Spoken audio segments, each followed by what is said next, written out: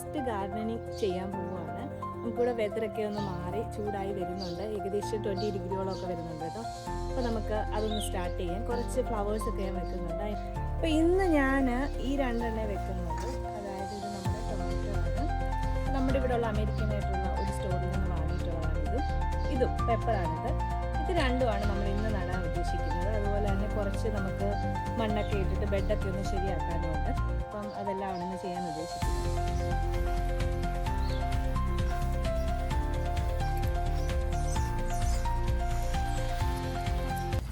Garden ബെഡിലോട്ട് നമ്മൾ കുറച്ച് മണ്ണ് ആഡ് ചെയ്ത്, അതായത് ഏകദേശം നമ്മൾ ഒരു ചാക്ക് മണ്ണ് ആഡ് ചെയ്ത് അതൊന്ന് നിരപ്പാക്കിയതിന് ശേഷമാണ് പ്ലാന്റ്സ് നടുന്നത്.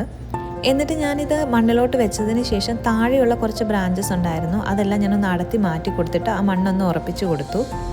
ഇനി ഇത് സ്ട്രെയിറ്റ് ആയിട്ട് വളരാൻ വേണ്ടിയിട്ട് ഞാനൊരു ടൊമാറ്റോ കേജും കൂടെ വെച്ച് കൊടുക്കുന്നുണ്ട്. ഫ്രൂട്ട്സ് ഒക്കെ ആകുമ്പം അതിൻ്റെ ഹെവി വെയിറ്റ് ഒക്കെ വരുമ്പോൾ ഇത് താഴ്ന്നു പോകാനോ അല്ലെങ്കിൽ ഇതിന് ബ്രേക്കേജ് ഒക്കെ ഉണ്ടാവാനായിട്ടുള്ള സാധ്യതയുണ്ട്. അത് ഒഴിവാക്കാൻ വേണ്ടിയിട്ടാണ് നമ്മളിത് വെച്ച് കൊടുക്കുന്നത്. അപ്പോൾ ഇതിനൊരു പ്രൊട്ടക്ഷനും കൂടെ കിട്ടും. ഇനി അടുത്തത് ഞാൻ ഈ കുഴിയെടുക്കുന്നത് പെപ്പർ പ്ലാന്റ് വെക്കാൻ വേണ്ടിയിട്ടാണ്. ഇത് സ്വീറ്റ് റെഡ് പെപ്പർ വെറൈറ്റി വരുന്നതാണ്. ഇത് 4 എണ്ണം ഉണ്ട്. അപ്പോൾ 2 എണ്ണം പുറകിലും 2 എണ്ണം ഞാൻ മുന്നിലുമായിട്ടാണ് വെച്ചേക്കുന്നത്. കഴിഞ്ഞ വർഷം ഞാൻ ഗ്രീൻ പെപ്പർ ട്രൈ ചെയ്തിട്ടുണ്ടായിരുന്നു കേട്ടോ. അത്യാവശ്യം വീട്ടിലേക്ക് വേണ്ടത് അതിൽ നിന്ന് എനിക്ക് കിട്ടിയായിരുന്നു. നെക്സ്റ്റ് ഞാൻ എടുത്തേക്കുന്നത് സിലാൻഡ്രോയുടെ ഒരു പാക്കറ്റാണ്. അതിൻ്റെ സീഡ് ഞാൻ ഇവിടെ പാകാൻ പോവുകയാണ്. സാധാരണയായിട്ട് ഇത് നമ്മൾ ക്രഷ് ചെയ്തിട്ടാണ് മണ്ണിലിടുന്നത്. അപ്പം ഒരു വിത്തിൽ നിന്ന് നമുക്ക് 2 എണ്ണം കിട്ടും. പക്ഷെ ഞാനിപ്പോൾ അത് മടി കാരണം അത് ചെയ്തില്ല. ഞാൻ ഡയറക്റ്റായിട്ട് തന്നെ വെച്ചു. നമുക്ക് നോക്കാം ഇതിൽ നിന്ന് ഉണ്ടാവുമോ ഇല്ലയോ എന്ന്. അപ്ഡേറ്റ്സ് ഞാൻ നെക്സ്റ്റ് വീഡിയോ കാണിക്കാം കേട്ടോ. അപ്പം ഞാനത് പാകി കൊടുക്കുന്നുണ്ട്. ജസ്റ്റ് അതൊന്നെടുത്ത് മണ്ണിലോട്ടിട്ടിട്ട് അതിനുശേഷം അതിൻ്റെ പുറത്തോട്ട് മണ്ണിട്ട് കൊടുക്കുക മാത്രമാണ് ചെയ്തേക്കുന്നത്. ഈ ഗാർഡൻ ബെഡിൽ ഇനിയും സ്പേസ് ഉണ്ട് നമുക്ക് പ്ലാന്റ്സ് ഒക്കെ നടാൻ വേണ്ടിയിട്ട്. അപ്പോൾ ഞാനത് നെക്സ്റ്റ് വീക്ക് ചെയ്യാമെന്ന് വിചാരിച്ചു. ഇനി നമുക്ക് വീടിൻ്റെ ഫ്രണ്ടിൽ കുറച്ച് ചെടി നട്ടാലോ.